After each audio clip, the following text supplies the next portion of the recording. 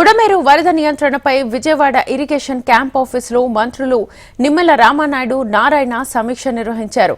బుడమేరు కృష్ణానదికి ఒకేసారి వరద వచ్చినా విజయవాడకు ఇబ్బంది లేకుండా ఎలాంటి చర్యలు తీసుకోవాలనే దానిపై ఈ సమావేశంలో చర్చిస్తున్నారు.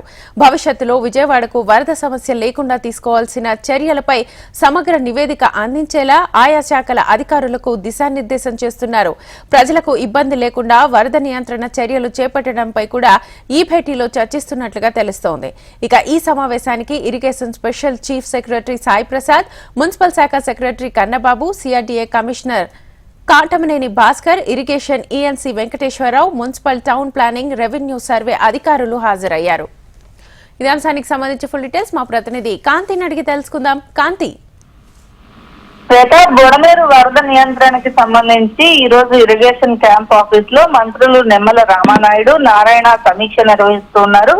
అయితే ఈ ఏదైతే భవిష్యత్తులో విజయవాడకు వరద సమస్య అనేది లేకుండా బుడమేరు కట్టని ఎలా స్ట్రాంగ్ చేయాలి అనే అంశానికి సంబంధించి, అలాగే ఎటువంటి ఇబ్బందులు లేకుండా, ఎందుకంటే విజయవాడ నగరంలోంచి బుడమేరు అనేది ప్రవహిస్తుంది కాబట్టి దానికి సంబంధించి ఎక్కడ ఇబ్బందికర పరిస్థితులు లేకుండా మొన్న జరిగినటువంటి విపత్తును చూసిన తర్వాత ఆపరేషన్ బుడమేరు యుద్ధ ప్రాతిపదికన చేపట్టాలని చెప్పి ఆదేశాలు ముఖ్యమంత్రి ఇవ్వడంతో ఈ భవిష్యత్తులో విజయవాడకు వరద వచ్చినప్పటికీ కూడా ఎటువంటి సమస్య లేకుండా తీసుకోవాల్సిన చర్యలపై సమగ్ర నివేదిక అందించేలాగా మిగిలిన అన్ని శాఖలకు సంబంధించినటువంటి అధికారులతోటి ఇద్దరు మంత్రులు కూడా, మున్సిపల్ శాఖ మంత్రి అలాగే ఇరిగేషన్ శాఖ మంత్రి ఇద్దరు కూడా సమగ్ర సమీక్షను నిర్వహిస్తూ ఉన్నారు. అయితే బుడమేరు కృష్ణానదికి ఒకేసారి వరద వచ్చినట్లయితే అయినా కూడా విజయవాడకి ఇబ్బంది లేకుండా ఎలా చర్యలు తీసుకోవాలి, అలాగే దానికి సంబంధించి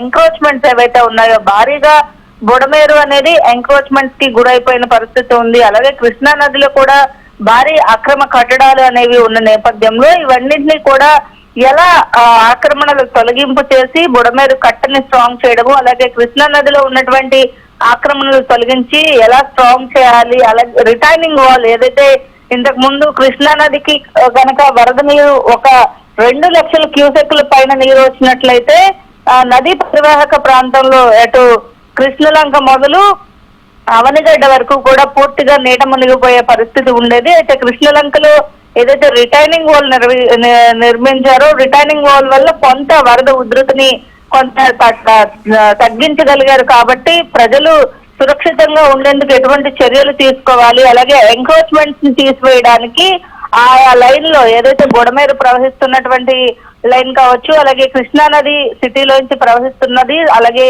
సిటీ బయట ఉన్న ఆక్రమణకు గురైన వాటిని ఎలా తీసుకొని తిరిగి మళ్ళా కూడా బుడమేరు కట్టని స్ట్రాంగ్ చేయడం అనేది ఎలా అనే దానిపైన సమగ్ర నివేదికను ఇవ్వాలని సూచించారు. ఈ నేపథ్యంలో అధికారులు, దానికి సంబంధించినటువంటి మంత్రులు, అలాగే స్పెషల్ సిఎస్ గా ఉన్నటువంటి కాటమనేని సాయి ప్రసాద్ తో పాటుగా సిఆర్డీఏ కమిషనర్ కాటమనేని భాస్కర్ సైతం ఈ కార్యక్రమంలో పాల్గొన్నారు. అలాగే మున్సిపల్ టౌన్ ప్లానింగ్, రెవెన్యూ అధికారులు కూడా సర్వే అధికారులను కూడా పిలిచి ఆ సర్వే రిపోర్ట్స్ ని బట్టి ఎక్కడెక్కడ ఎంక్రోచ్మెంట్స్ ఉన్నాయి అనే దానిపైన కూడా ఒక నివేదికను ఇవ్వడం కోసం సమగ్ర చర్చ అయితే చేపడుతూ ఉన్నారు. Shweta. Right Kanti, thank you.